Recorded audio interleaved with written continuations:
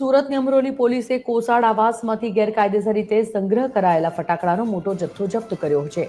પોલીસને મળેલી બાતમીના આધારે કોસાડ H5 આવાસમાં તપાસ કરતા મકાનમાંથી આ ગેરકાયદેસર જથ્થો મળી આવ્યો.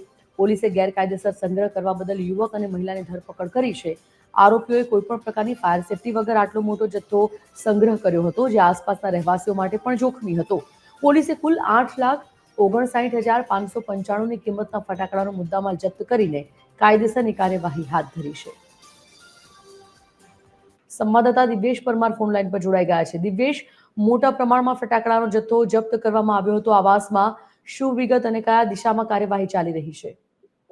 બિલકુલ, જે પ્રકારે સુરતની અમરોલી પોલીસ છે તેમણે ગેરકાયદેસર ફટાકડાનો સંગ્રહ કરનાર સામે લાલ આંખ કરી છે અને અમરોલી વિસ્તારમાં આવેલ H5 આવાસ જે છે તે આવાસમાંથી 8 લાખ જેટલો જે ફટાકડાનો સામાન છે તે જપ્ત કરવામાં આવ્યો છે.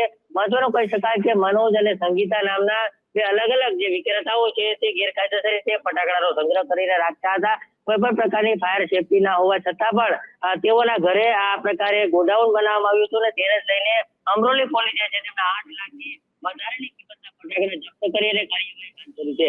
મહત્વનું કહી શકાય કે અગાઉ પણ આ પ્રકારે આગ લાગવાના બનાવો અગાઉ પણ બન્યા છે. કોઈ પણ પ્રકારની ફાયર સેફટી વગર આ પ્રકારે ફટાકડાના ગોડાઉન બનાવી દેવામાં આવતા હોય છે. ત્યારબાદ નાની એવી ચૂકના કારણે મોટું સ્વરૂપ આગનું છે તે ધારણ કરતું હોય અને તેને લઈને આગળ સ્થિતિના પગલાના ભાગરૂપે અમરોલી પોલીસ જે છે તેમને આ પ્રકારે 8 લાખથી વધારે જે છે તે જપ્ત કરી કાર્યવાહી હાથ ધરી છે.